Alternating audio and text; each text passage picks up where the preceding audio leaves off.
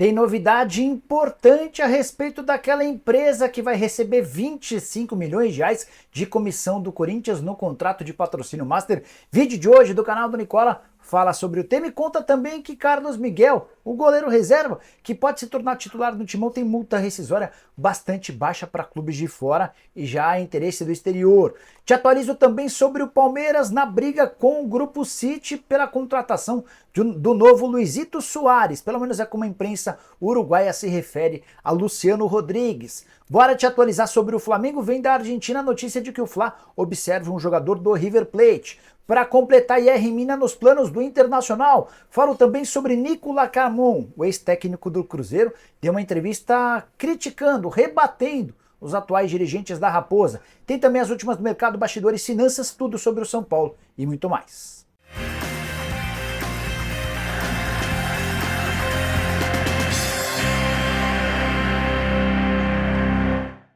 Fala aí pessoal, sou Jorge Nicola, bem-vindos a mais um vídeo do canal, sempre bom ter vocês por aqui, só queria pedir para deixarem like, se inscreverem no canal e ativarem todas as notificações, combinado?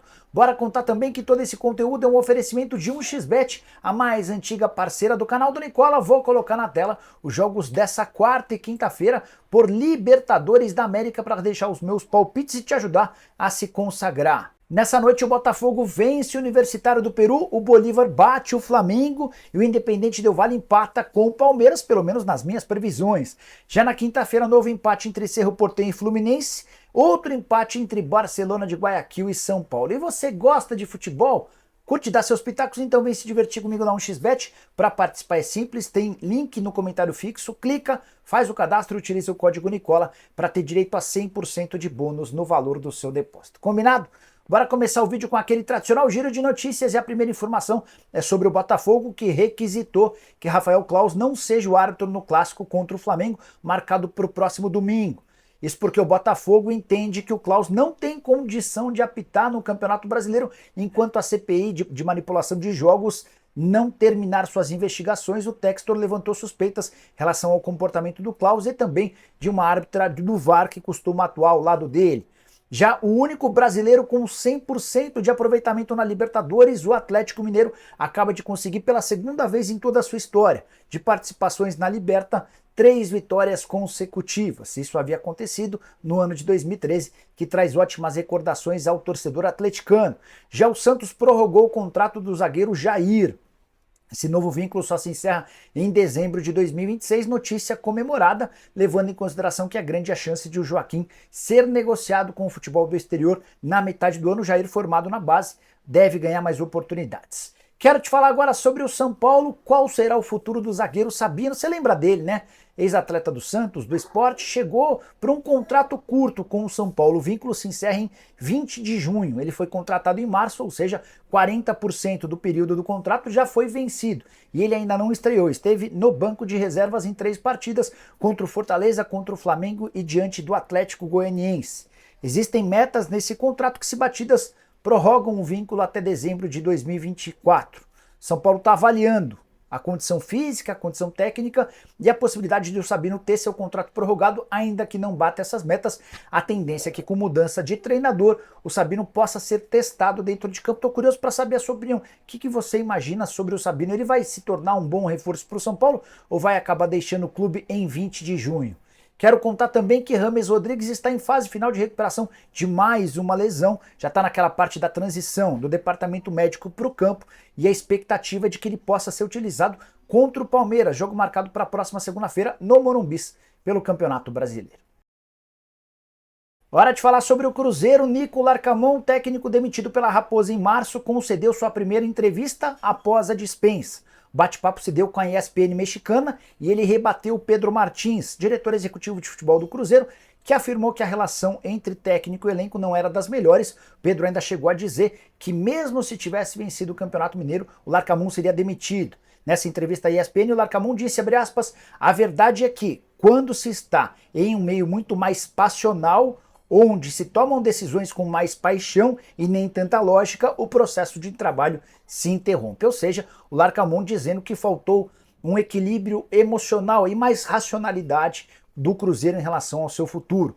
O Larcamón também desconsiderou essa história de que ele não tem boa relação com o elenco, abre aspas, se o trabalho não fosse interrompido, teríamos um bom desempenho.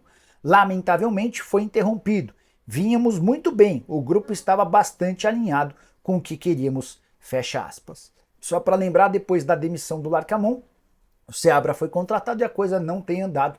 Por exemplo, na Sul-Americana, 3 empates contra times horrorosos, 2 deles vice-lanternas de seus campeonatos nacionais, Cruzeiro ameaçado de não conseguir classificação na Sul-Americana, mesmo numa chave extremamente fácil. Hora de falar sobre Yerry Mina, zagueiro colombiano que vive os últimos meses do seu contrato no Cagliari e vira e mexe especulado em clubes brasileiros. Cheguei a contar para vocês que ele tinha um acordo verbal para jogar no Corinthians em janeiro, sua esposa é quem não quis voltar ao Brasil.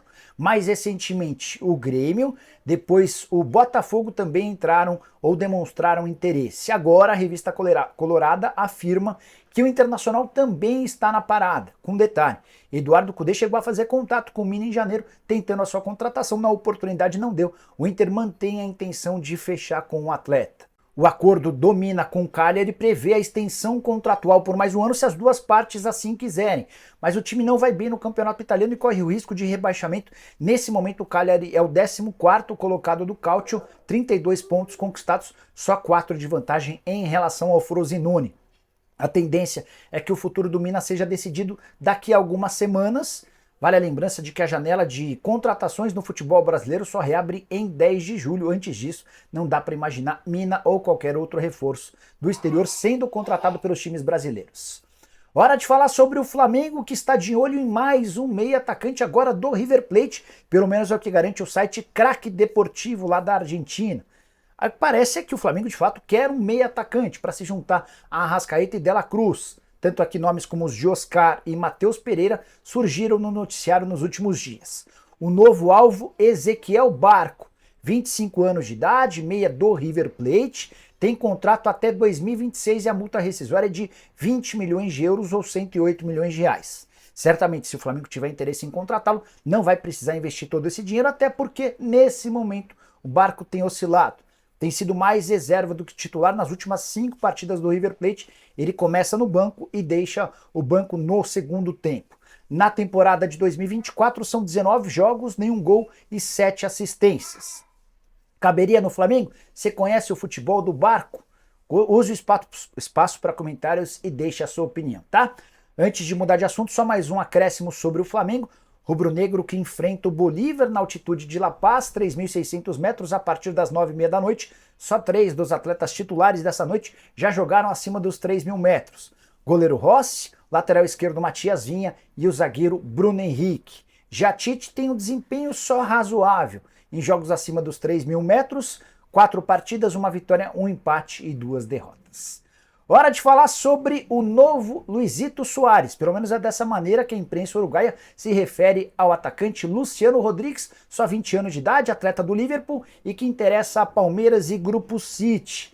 Revelação do jornal AS da Espanha. Não é a primeira vez que o nome do Luciano Rodrigues é especulado no Palmeiras. Ele é visto por muita gente como o mais forte candidato a substituir o Endrick na metade do ano. A novidade do jornal AS é de que o Grupo City, que detém, entre outros clubes do Bahia, também está na parada para fechar com o jogador que pertence ao Liverpool do Uruguai, Luciano Rodrigues, que já tinha enorme destaque nas categorias de base da seleção e que atuou recentemente pela seleção principal do Uruguai nos amistosos da janela de março. Temporada atual do Luciano Rodrigues, 14 jogos, 5 gols. No pré-olímpico, disputado em janeiro, foram 5 gols em 4 partidas. Jogador de fato bastante promissor. Centroavante nato de muita força e que vem crescendo bastante. O grande problema para contratá-lo é a pedida do Liverpool. O Vasco chegou a abrir negociações com o Liverpool em janeiro. Na oportunidade, o time uruguaio pediu 12 milhões de dólares. O Vasco considerou o valor muito alto e descartou, saiu da negociação. Para o Palmeiras contratá-lo, vai haver necessidade de cifras parecidas. E aí, vale a pena? Quem você contrataria para substituir Endrick, que vai embora do Palmeiras na metade do ano, novo jogador do Real Madrid? Quero falar agora sobre Carlos Miguel, que deve ganhar oportunidade no time do Corinthians nas próximas rodadas. Pelo menos foi o que a gente subentendeu da entrevista de Cássio depois da derrota por 1-0 para o Argentino Júnior. O goleiro ídolo do torcedor do Corinthians admitiu que não vive uma boa fase e que se ele estiver atrapalhando é melhor ir para o banco mesmo ou quem sabe até sair do clube. Carlos Miguel, seu reserva imediato, aguarda com ansiedade uma oportunidade. Há quem garanta, inclusive, que o Carlos Miguel anda incomodado com a falta de chances. Desde 2022, quando ele sobe ao time principal, são só 14 partidas disputadas. Só para completar, e aqui vem a parte mais importante. Chico Garcia, comentarista da TV Bandeirantes, revelou que a multa rescisória do atleta é de apenas 4 milhões de euros ou 22 milhões de reais para clubes do exterior. E o pior, o Fulham e o West Ham já monitoram a situação do Carlos Miguel, dispostos a fazer esse investimento na metade do ano. O Corinthians teria como última alternativa para não perder o jogador de forma tão barata, tentar a renovação de um contrato. Resta saber se o Carlos Miguel aceitaria essa condição, jogador de 25 anos de idade, enorme altura e muito talento, embora ainda não tenha sido tão experimentado quanto mereceria ou deveria. Você, que faria com o Carlos Miguel? Proporia uma renovação de contrato? Aceitaria vender por 4 milhões de euros? Ele já está pronto para ser o titular do Timão? Use o espaço para comentários e deixe todas as suas opiniões, beleza? Bora fechar o vídeo com uma informação importante. Não é novidade que o Corinthians indicou uma empresa para pagamento da comissão pelo contrato com a VaideBet. O contrato de 360 milhões de reais por 3 anos, o Corinthians vai pagar 7% desse valor, ou seja, 25 milhões e 200 mil para uma empresa de agenciamento. O detalhe é que essa empresa tem como dono um cara que fez parte da campanha eleitoral pro Augusto Melo e que foi indicado pelo Sérgio Moura, diretor de marketing. Para piorar, e aqui vem a notícia do dia publicada pela Gazeta, a empresa desse cidadão, Alex Cassundé, ela nunca havia intermediado absolutamente nada e nem constava dessa empresa o KNAI, que é um código que permite a ela fazer operações de intermediação. Então entendam, essa empresa que vai embolsar 25 milhões e 200 mil reais até dezembro do ano que vem, por intermediar o acordo do Corinthians com a VaideBet, nunca havia feito intermediação nenhuma. O que só acende o sinal de alerta no Corinthians de que esse contrato de intermediação talvez tenha caído no colo do Alex Cassundé.